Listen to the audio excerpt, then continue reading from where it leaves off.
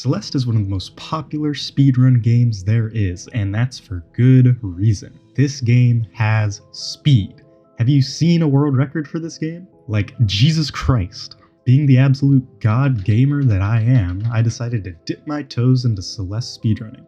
Except it was more of a full-on plunge. For 30 days, I challenged myself to start from zero speedrunning experience in Celeste and see just how far I could take it. This is 30-day pace.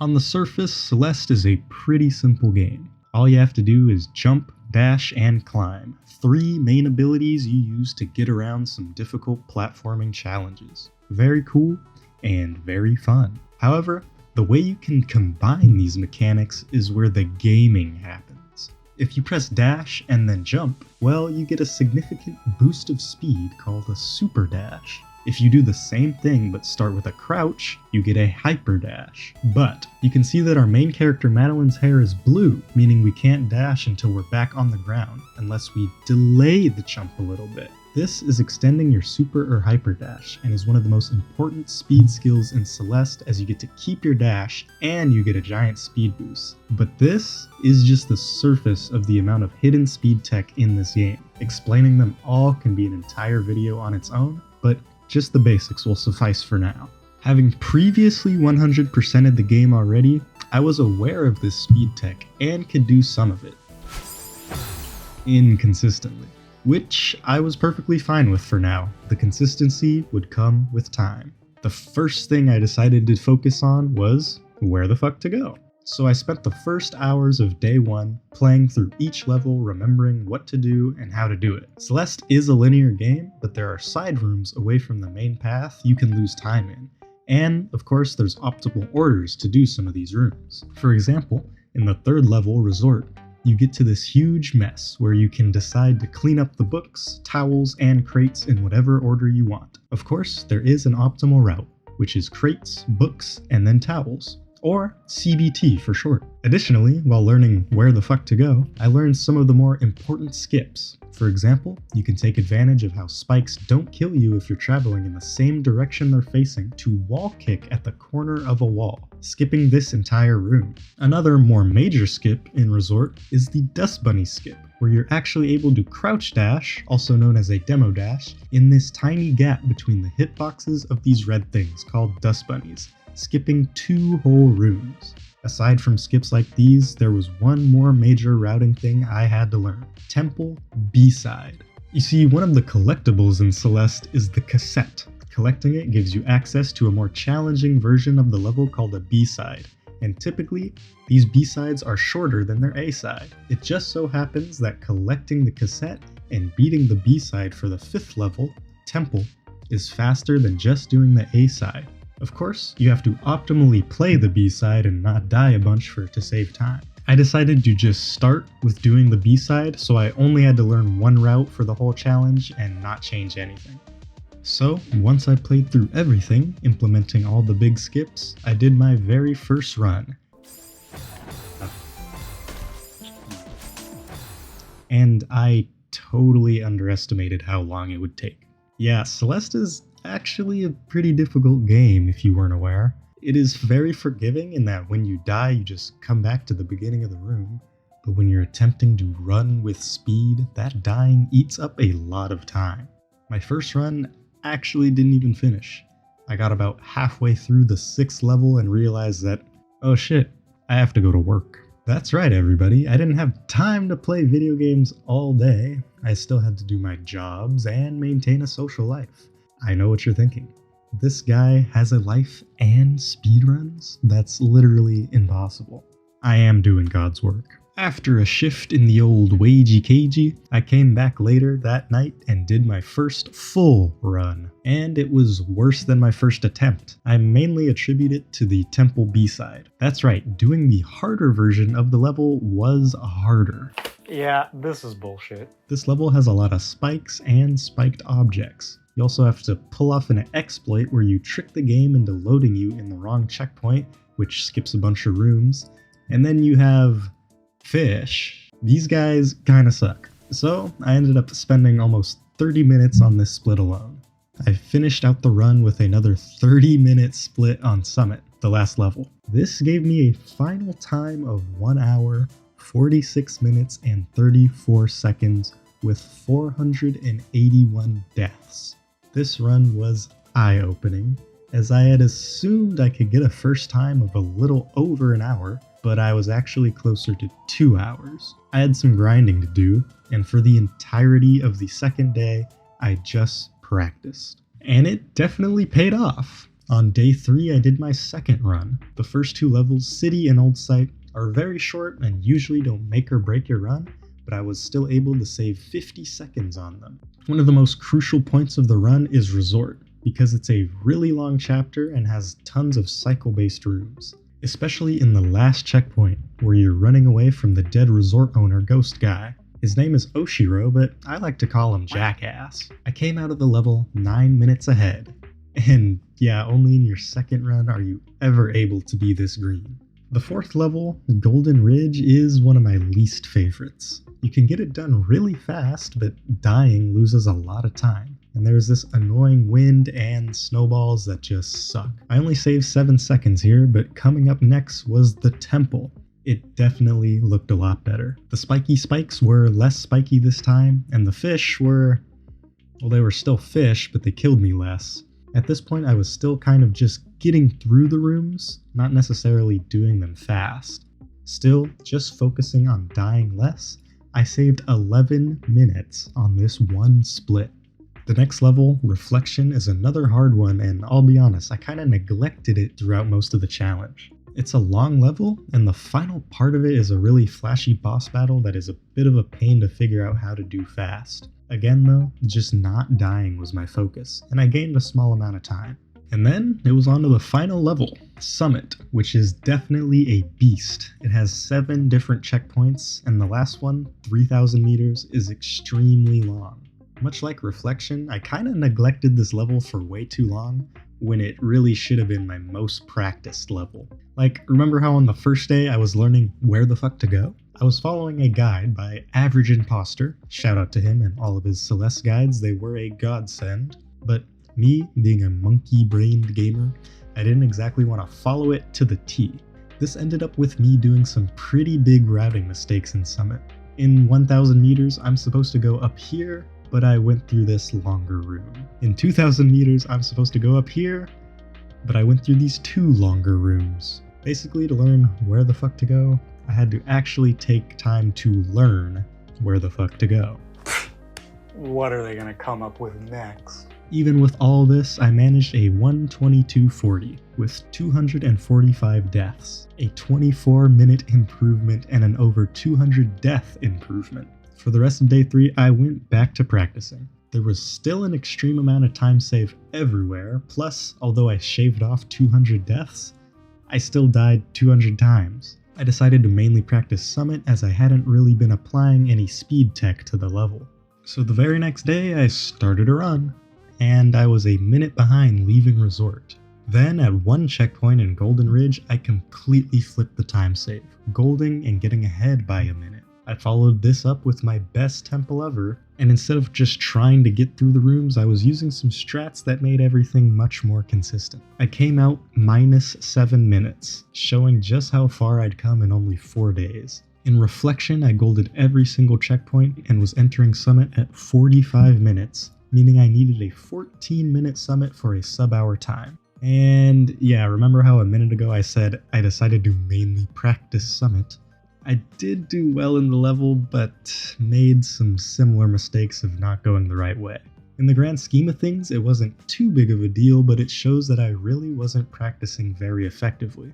I was nowhere close to the 14-minute Summit time and ended with a 1:06:22. Still a significant PB, but I had really expected to be in the sub-hour zone at this point. So for day 5 and 6, I didn't stream, focused on practicing efficiently, and took a bit of a break because I was already feeling a little bit crazy. I had Celeste on my mind pretty much 24/7, staying up until 3, waking up, and immediately going back into Celeste. A pretty healthy grind. On day 7, I got back into runs, and once again, practice paid off. I started with a best possible time of 1:03:40 and immediately started golding everything.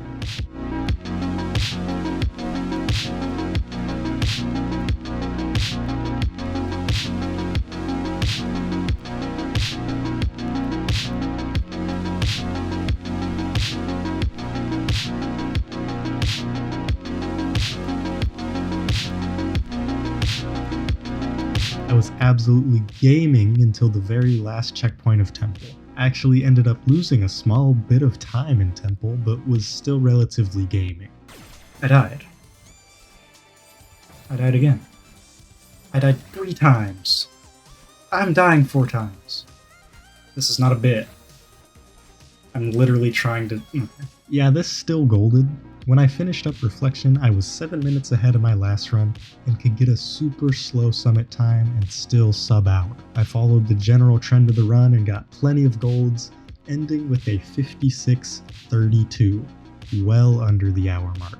My first big barrier broken in the first week. After the run finished, I said, This is the part where the PBs are going to be less easy.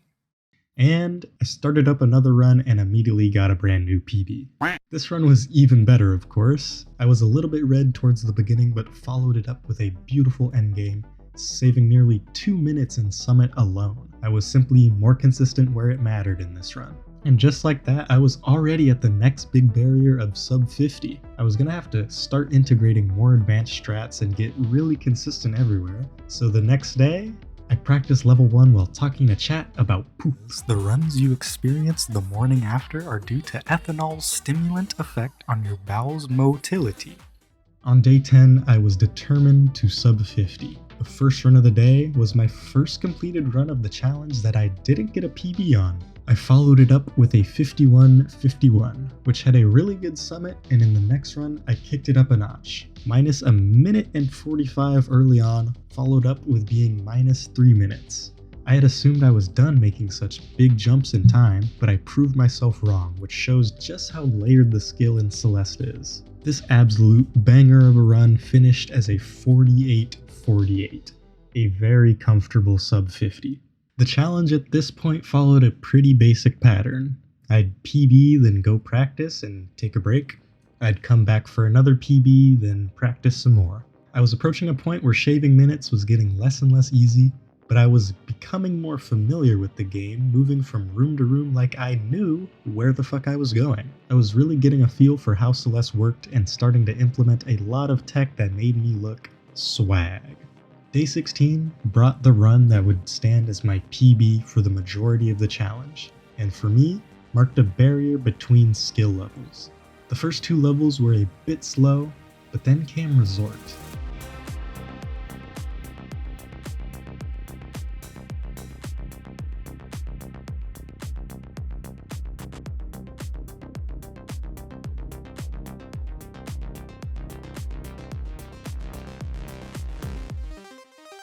I got a 6:17, which at that point was my best ever by almost a minute. Then it was Golden Ridge, which was ass. But then in Temple, I did everything pretty standard. I was getting very consistent at this level, miles ahead of my first couple runs, and I was definitely glad with the choice to start with the B-side. Reflection was going well until the battle and fight where I lost some time despite learning some more advanced strats. I was minus 12 seconds going into Summit. Time that could have very easily been lost, but I had something up my sleeve. I was finally starting to practice Summit more and was getting 14 minutes times consistently, whereas before I would mainly get 15s. So I went into Summit with confidence.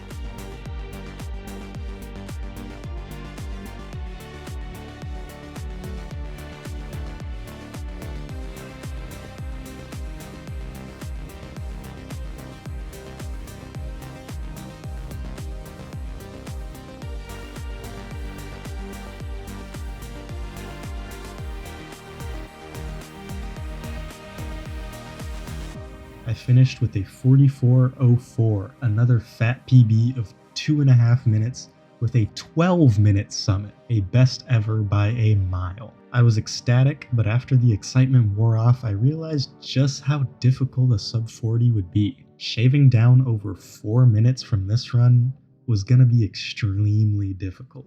I decided to learn some new strats involving ultras and corner boosting, which I won't fully explain, but basically they make you fast. However, I was definitely getting burnt out of Celeste as it had pretty much been at the forefront of my mind for over 2 weeks. I slowed down considerably, and on day 19 in particular, I got frustrated with the game to the point where I went back to my baby, Mario.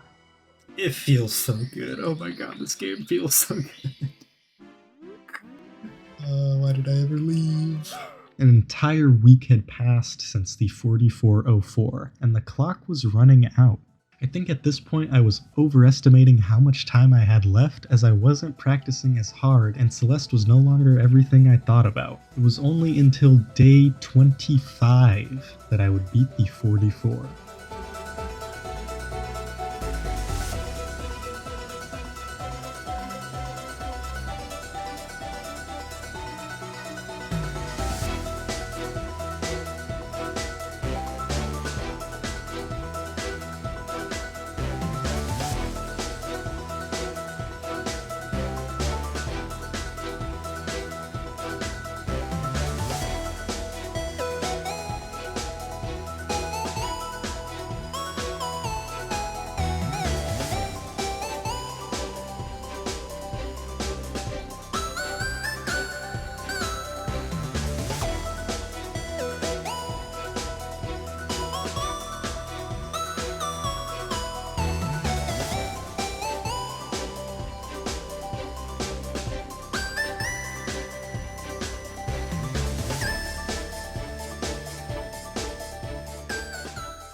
It felt good, but there was still something exhausting about Celeste speedruns. Perhaps the length and how much concentration it took. After the 42, I did say this. My wrists hurt. This game hurts my wrists. Which is very true, as for some reason the difficulty of the game caused me to gorilla monkey grip my controller, which definitely didn't help with the burnout. On top of that, I had actual battle scars from playing the game. Here is my left thumb. Pretty cool, right? Pretty normal. Pretty epic, right? Here is the thumb. That's hilarious. Here's the thumb that I've been pushing the buttons with. Notice a difference? Notice anything sticking out? I tried to stay as optimistic as possible going into the last 5 days. Day 27 was particularly rough, as I couldn't get a run past Temple because I kept misdirecting my dashes. And just like that, I was in the final days of the challenge. I decided to dedicate the entirety of day 29 to optimizing one level, Summit.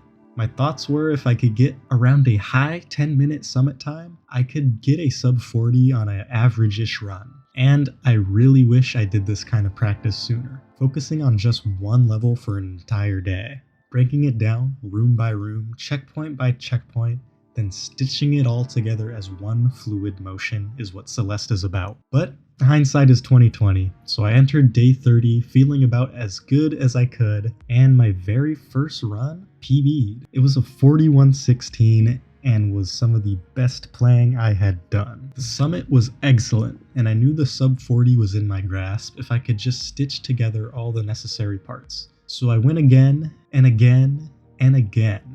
For 12 hours I was resetting, trying to get some sort of pace.